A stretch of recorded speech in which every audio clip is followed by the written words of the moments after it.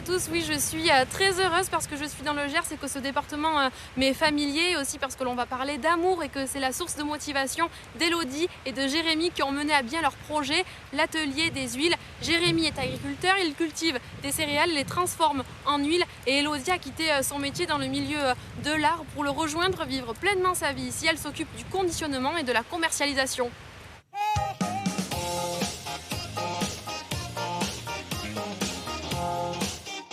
Ici à Jégun dans le Gers, on vient de finir de semer et on est chez Jérémy qui se présente comme un paysan gascon. Bonjour Jérémy. Bonjour, alors où est-ce qu'on est précisément ici? Donc on est sur l'exploitation agricole de mes grands-parents, de mon père et de mon frère ici.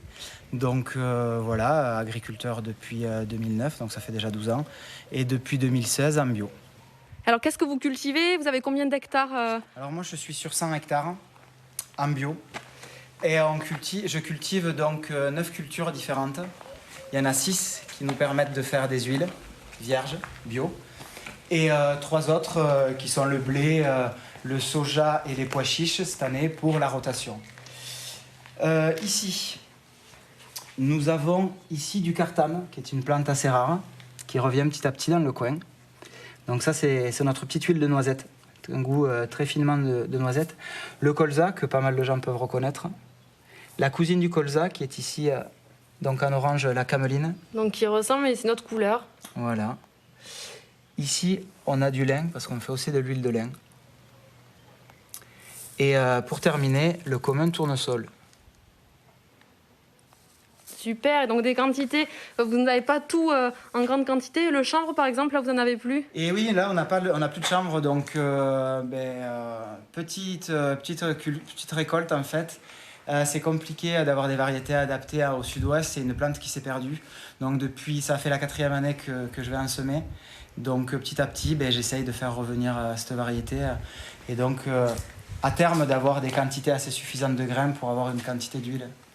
Une agriculture raisonnée. Alors Jérémy, comment l'huile est arrivée dans votre vie professionnelle, puisque vous venez d'une famille d'agriculteurs, on l'a compris? Ouais, donc l'huile, une fois que j'ai été en bio, ma copine Élodie m'a dit c'est très bien, maintenant tu es en bio, mais ça serait bien de finir la boucle et de faire donc un produit, de transformer pour aller directement du producteur jusqu'au consommateur. Et l'idée de l'huile est venue assez naturellement. Et alors qu'est-ce qu'on a là devant nous? C'est là qu'on transforme. Voilà, alors là ici on a la presse. En gros, on arrive avec notre grain qui est passé au nettoyeur séparateur. Une fois qu'il est propre, il coule ici tout simplement par gravité. Là, ici nous avons la presse, donc moteur, une vis ici qui pousse tout simplement le grain vers le bout de presse. Avec la compression, avec la pression, on arrive à avoir une extraction de l'huile, donc une pression à froid, à moins de 60 degrés. Donc l'huile, il faut imaginer donc, que l'huile coule ici et tombe dans ce décanteur que je vais expliquer par la suite. Et là, nous avons les déchets, donc les tourteaux, que je revends à des éleveurs. Maintenant, l'huile arrive ici. Les matières les plus lourdes sont stockées dans le fond de ce bac en inox. Et donc, tout simplement, l'huile plus propre sort ici, dans la cuve en inox. Et après, direction la maison et au magasin en direct sur le lieu dit Saint-Paul à Jégun. Merci beaucoup Jérémy pour cette présentation. Et donc après la récolte et la transformation, c'est Élodie qui s'occupe de la condensation, de la commercialisation. On y va. Bonjour Élodie. Bonjour Raphaël. Bienvenue à l'atelier des huiles. Suivez-moi. Merci. C'est magnifique chez vous. Ouais, merci beaucoup. Alors, comment ça se passe? Comment ça se passe une fois que l'huile est pressée? Elle arrive ici et on la met dans des cuves en inox, comme on voit là-haut. Ça reste hors d'air pendant au moins 3 semaines afin que toutes les petites particules des graines tombent au fond de la cuve et qu'on puisse ensuite mettre en bouteille une huile fluide et claire. Et vous rajoutez rien d'autre? Ah non, c'est juste la graine qui est pressée, elle décante, l'huile décante et puis c'est tout. Magnifique. Donc une fois qu'elle est décantée, on la met en bouteille. Donc ici c'est la machine pour mettre en bouteille. Puis celle pour sertir, donc pour mettre les bouchons. Et on finit par étiqueter nos bouteilles avec ces jolies petites étiquettes. On stocke tout ici, dans la partie de cette pièce qui est l'ancien chai de la maison, donc qui garde la température parfaite nos huiles. Et Elodie, comment vous avez rejoint ce projet avec Jérémy, vous l'avez construit, mais vous venez pas de ce milieu agricole? Pas du tout, non. Moi, j'ai fait des études dans le secteur culturel et j'ai bossé pendant plusieurs années avec une compagnie d'art de la rue. Donc j'étais aux quatre coins de la France sur les routes avec eux. Voilà. Donc ces huiles, c'est un peu le fruit de votre amour. Ouais, on peut dire ça. Non, mais on comprend aussi pourquoi les étiquettes et votre site internet aussi sont très jolis. C'est votre réseau aussi. Oui, c'est ça. Disons que de par mon ancien boulot, j'ai bossé avec des graphistes, des illustrateurs et du coup qui sont devenus des amis et donc voilà, ça donne ça. Alors montrez-nous un peu, expliquez-nous votre gamme d'huile.